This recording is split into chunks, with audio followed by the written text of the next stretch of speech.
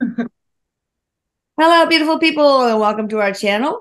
Today, we are going to have part two of our interview with Carl Jung. Jung. I say Jung, but Jung. And we have, of course, Abby Dagnese doing this. Her information is in the description box below. And assisting with the interview will be my lovely son, Erik Medhus. Hi, I love you. He says, "Hi, I love you too, Mama." All right. Like All right. singing it, So songy. we got Carl in Dr. Jung. Eric's so cute. He raised his arm up and like took a bow to him, like, "Here you are." Oh, very formal. Yeah. And Dr. Young here is sitting in his chair today. Okay. He's wearing he's saying it's an off gray suit and obviously a tie, very formal as he always represents himself to be, very professional. And he's sitting here with his hands like this. Okay. Awesome. And he's got very profound energy, very strong, very he's actually really quiet. He's not saying anything. And okay. Oh, He well, says we can change that. Eric says, well, he's just waiting for you to stop talking, Abby. No, no, it's funny. Okay, want to get started? He says, what, why, yes, Dr. Medhus. Well, yes. All right. All right. Here's question number 16 from our community. Can you tell us the best way to integrate the shadow, mirror, and power self so that we might become more self-actualized? I didn't understand much of that at all. This person knows Carl Jung's stuff, I guess. I'm going to have you repeat that question in a second because he was talking. Oh, yeah. He runs this. Okay. So he will answer these questions he's saying, but in his way, in his time. And first off, he'd like you to know that if you've come up on this programming, he says it was a very intricate, symmetrical process of divine energy and your subconscious thought process that brought you to this space. Mm. He's referring how I didn't know who he was.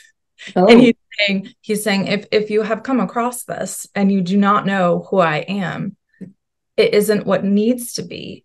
It's more of the metric of the imperfections of your own societal thought processes towards educating yourself, which you must take full responsibility over. However, there is no ego intricate involved with any of this process. You are who you perceive and believe to be. And now you can ask the question, Elisa. I'm sorry. okay. No, that's great. Can you tell us the best way to integrate the shadow, mirror, and power self so that we might become more self actualized?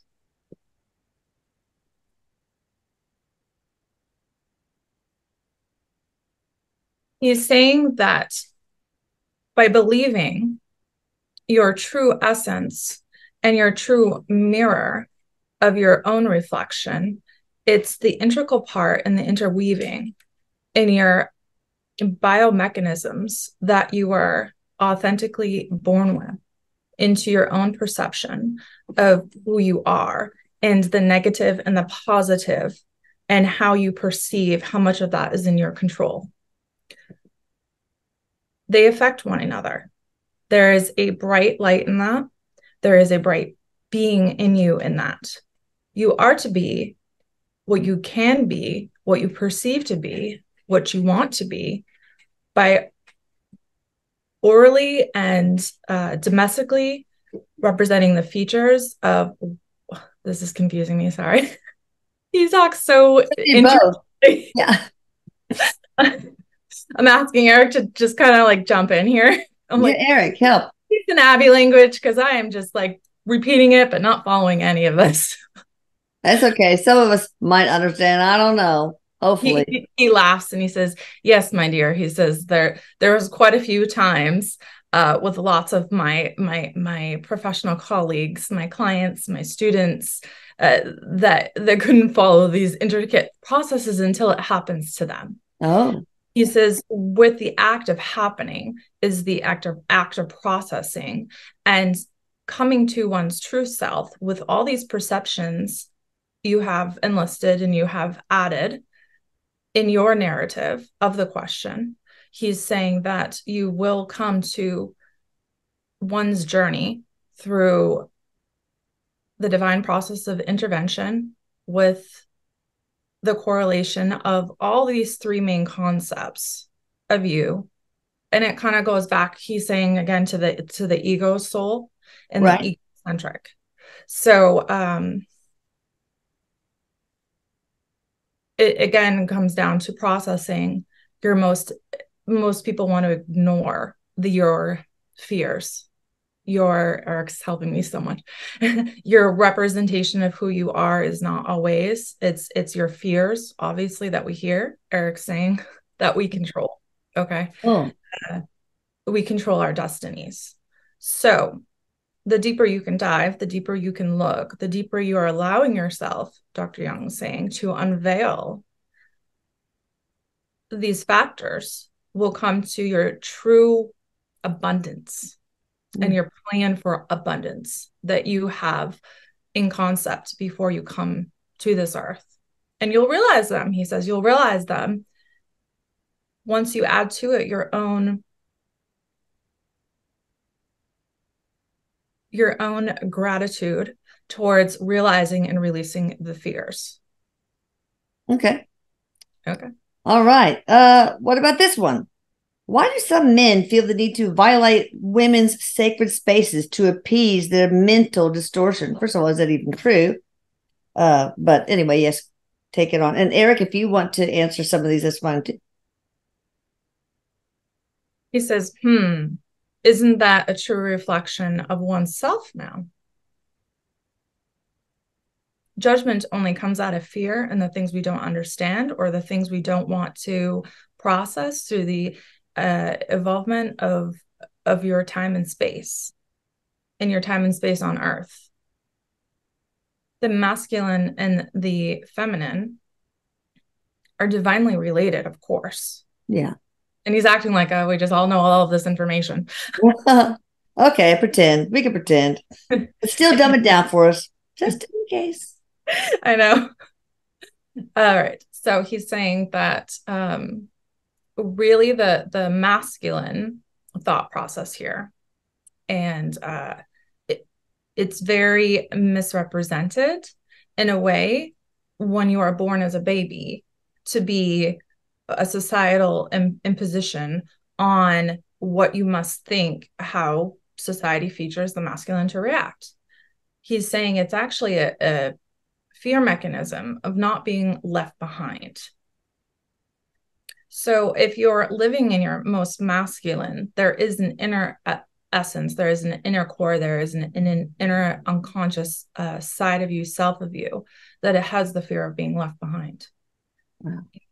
You feel the need, you must face the need and desire of why you want to feel left behind, why you, sorry, I got that wrong. He's correcting me. Oh. No.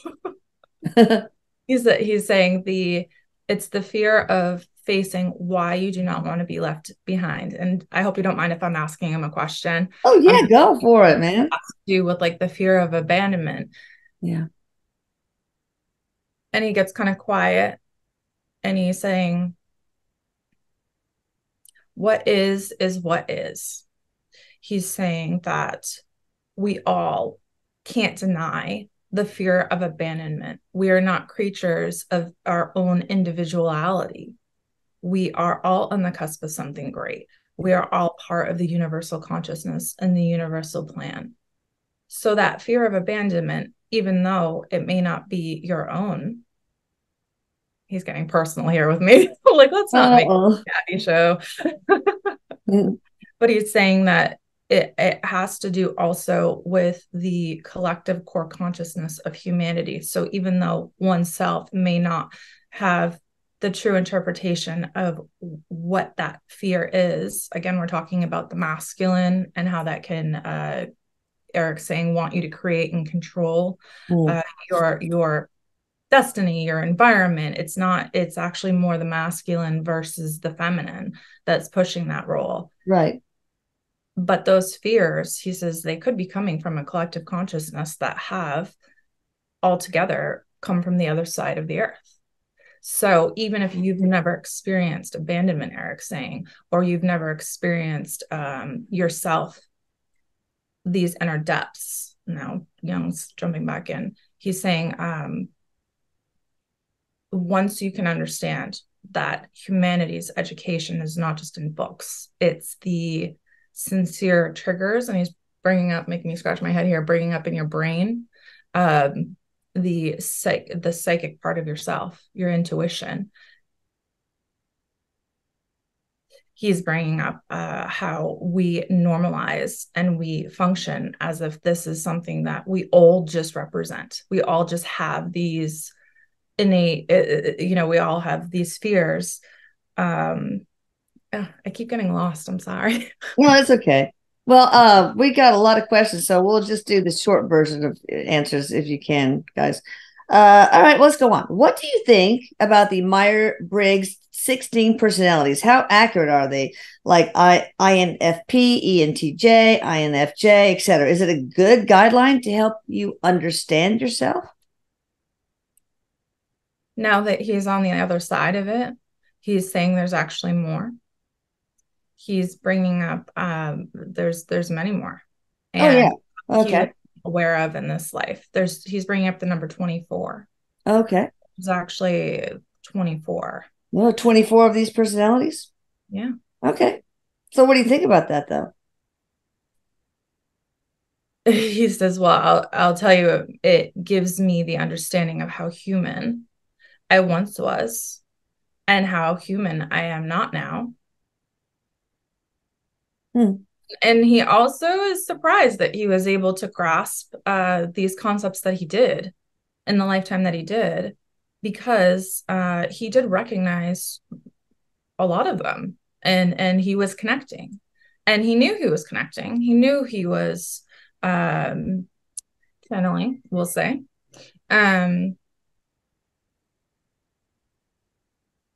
He always believed in the higher power. He always believed in the higher power of good. He always believed in the lower but higher power of bad. And he's saying, yes, there was such an inside part of me that just knew that there could be more, that there was more. I couldn't, as myself as human, tap into everything I wanted to tap into. No. But what about the personalities? The Myers-Briggs test. Is that a good way to understand yourself a little bit better? He says, well, yes, it helps. It helps Okay. you. I feel like I took that test somewhere in time back in the day. I don't know. I must have. Yeah, a lot of people have. Do you think humans need social interaction to be happy, to have sanity in life? Or can a solitary existence actually be fulfilling for anybody? Good question. He's saying, well, Dr. Medhus, he's saying everybody has their features within them that they, between combination of your own free will and choice and your own desire and destination of your soul path and plan, the variation can go throughout the time in your life. So throughout time process, you are not just alone once, you can be alone twice, or you can be alone the whole time. And that is neither a desired destination, but more of a dedication to a higher soul journey and higher soul plan, which does take a lot of bravery in this lifetime to achieve, which then in turn goes with the past life experience. Yeah. And he's bringing up actually past life regression and how it can really help you understand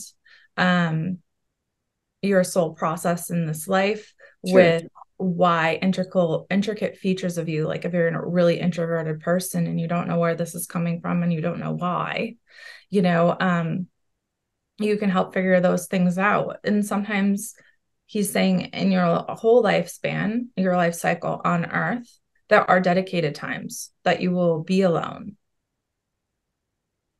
He's saying that's why sleep is so part of the reason why sleep is so important. Oh, interesting. Is because, and he's saying, in sleep work is so it's so studied. He's bringing up books. I don't know of, but I wouldn't either. he's talking about his dream work that he did, Okay. and how it is your soul's desire to go inside subconsciously, unconsciously, to map out your protective features and deal with your innerness of your inside spirit. So you're meant to not sleep like physically next to each other. It's not that. It's more when you're in sleep patterns, you are alone. So he says, even if you feel overwhelmed by the energies around you and the beings around you, when you're in sleep patterns, and he's bringing up the REM sleep cycle, Yeah. you are in a unconscious, subconscious level of alone that really makes you, it does make you face your ego. It makes you face your fears. It makes you face questions Yeah. that don't make sense. And Mm. they don't need to always make sense. He says it's just part of the divine cycle and plan to help you be alone when you need to be alone, because he says everybody needs to be alone. Everybody Yeah. needs to process these things alone. All right. But a life of a complete solitary existence for an entire life, is that, can that be fulfilling? Just a yes or no. He's saying that no, it Okay. no and yes. It's not a natural human behavior. Yeah. Okay. Not it's actually, there's studies out there about what happens to humans. Yeah. Eric talking right now. He says that are fucking alone all the time. You know, how that, how you're reactive to that and how you're unreceptive and unreactive to that. He says Eric's are not, Eric's humans are not, you are not meant to be a completely Yeah. solitary alone without some kind of victimization there on Okay. some level Oh, wow. themselves, but also from outer sources. Oh, all It right. can be So a contract. that's interesting. Yeah. Is the psychology that's being taught by universities and institutions today good for us, or is there something missing? He's saying it's way too politically driven. It's way Okay. too societally driven in your communities of where you are in the world. All right. So it's so much influence. It's not very objective, in other words. Yeah, but you're able to help control that. You're Yeah. able as human body, people, to be able, he's saying, to control that by your concentration of your ethics and your morals, your understanding of boundaries, what Wait, you're. what is going on? Sounds like an airplane just really close here. Jesus. All right. Well, whatever. What is the important tool for a psychologist, psychiatrist, or therapist to have or use for their patients? Maybe one that we haven't brought up so far. Understanding. Huh? Very simple. Understanding. Hmm. Understanding, he says, and focus to know that one's going to believe what they're going to believe, and things come in time. He says it is easier to because I'm saying that's pretty, like, we kind of know that, right? And he says, well, no, my dear. He says, we all have different minds. We all have different variations of concepts. So no matter how educated and the name on the perceiver to be is, no matter the title, there are these functions within you that you have to liberate, you have to initiate, and you have to give your own power to. Okay. All right. Why do you think every person needs, what do you think every person needs to do in their life?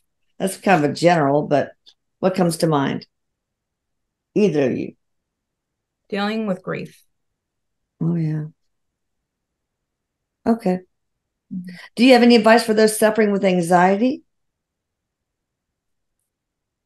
He's saying they're features of humanity. They're Yeah. features of function and non-function.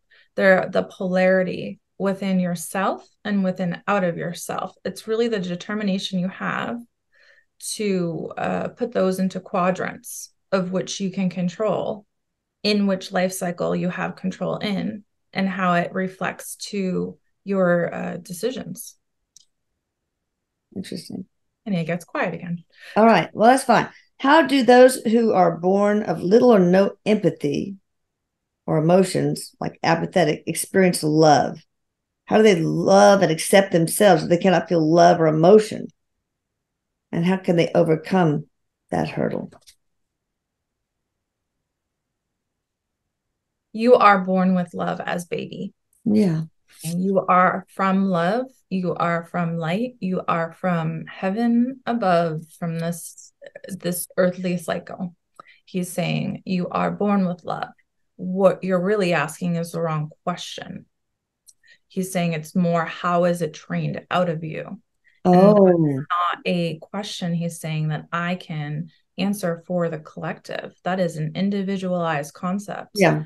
Of your own findings of joy, your own findings of entertainment, and how you've been hurt, how you've been emotionally scarred, he says. Yeah.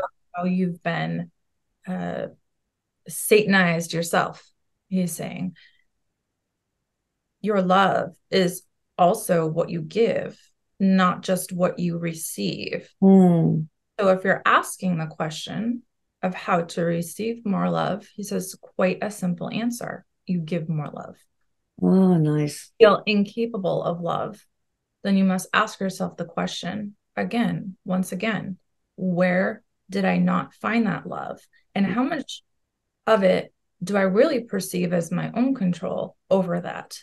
Self-sacrifice is not a form of just of love, like people perceive it to be. Sometimes, and this is where he brings up, sometimes you need to be alone. Sometimes you do need that alone time to manage your symptoms of feeling non-love and how you're respecting and treating others based on your own satire that you're running in your head. He says, really, your life is a theatrical performance. Wow. Stems from the collective, not just for yourself. It's sometimes what you think is your own mind is not your own mind. It's some things that are happening with technology, actually, in the world, and the energies around you, and how that's affecting your levels of anxiety or levels of fear. He says, he's bringing up the news, turn on the TV, turn on the news broadcasts. What is that doing to you? Do you feel like you're educating yourself? How do you find your education? He asks lots of questions. I noticed himself. To which I do not have the answers.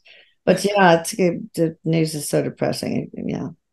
All right. So why is it so terrifying to accept oneself completely, Dr. Jung? He kind of started laughing here. He had a little chuckle. You're not meant to. Oh. You're not meant to completely. He's showing me monks and the things that they do to find their true self. And we don't come here.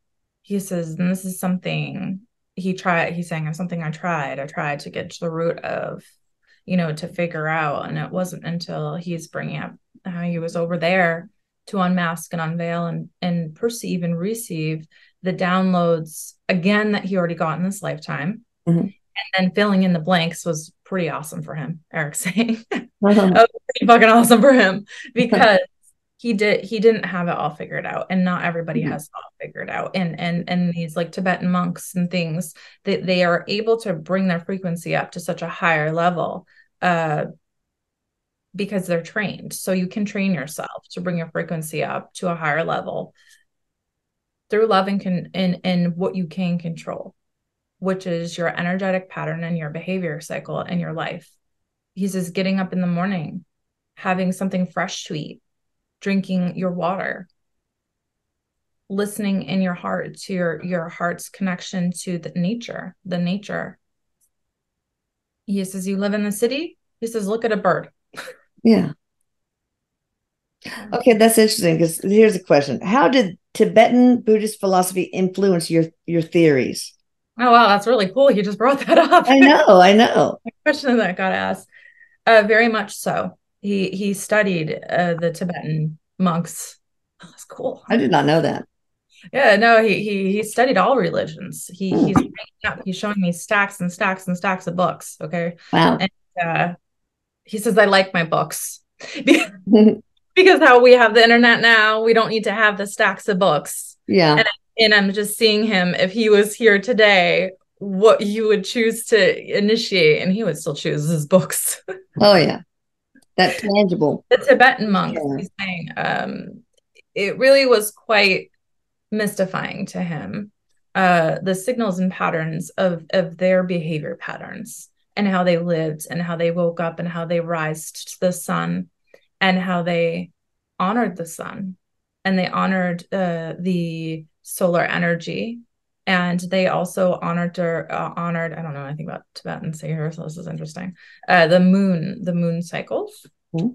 He's saying it comes in waves. It comes in waves with time, and Tibetan monks really are they're trained.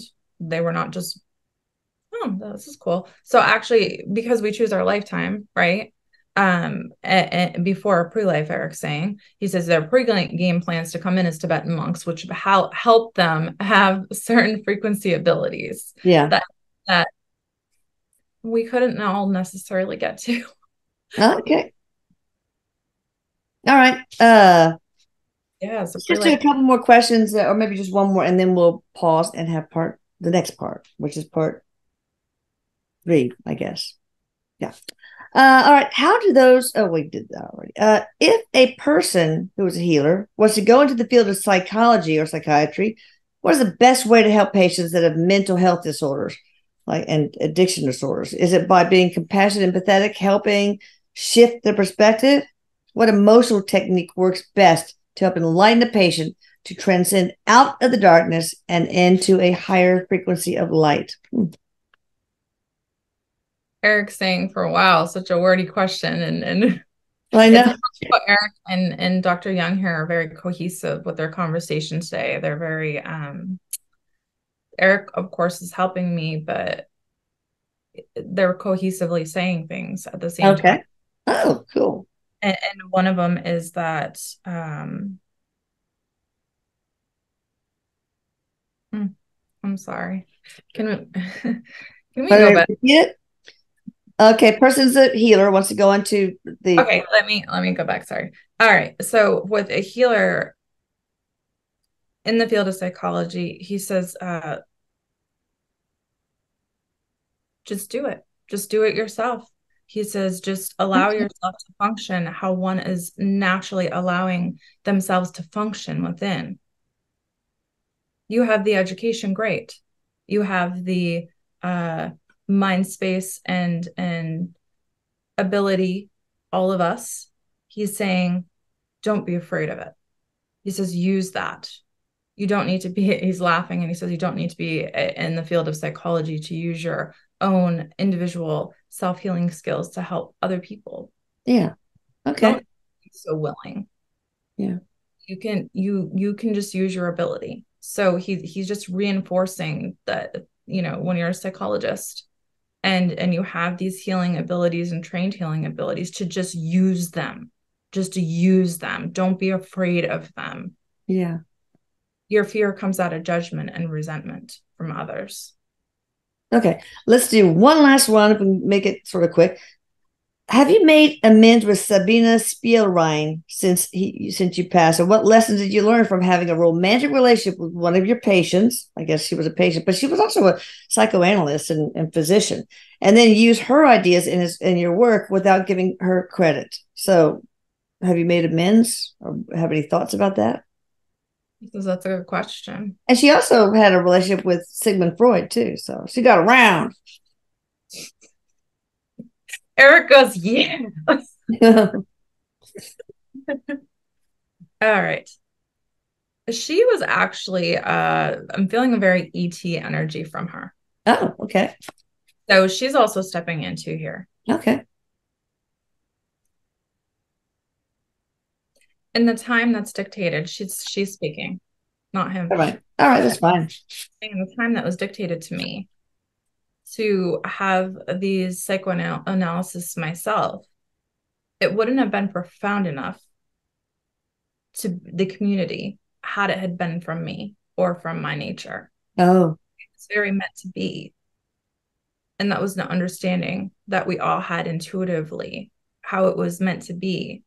She's saying, in my life cycle, of course, who does not have ego, who is not an ego driven in some soul level, you know, but there was this divine intervention feeling where it was like her work was supposed to be brought out, but in that era of time that it wouldn't have been as profoundly brought out if she brought it out. Because being a female? Yes. Okay. From being, she was female.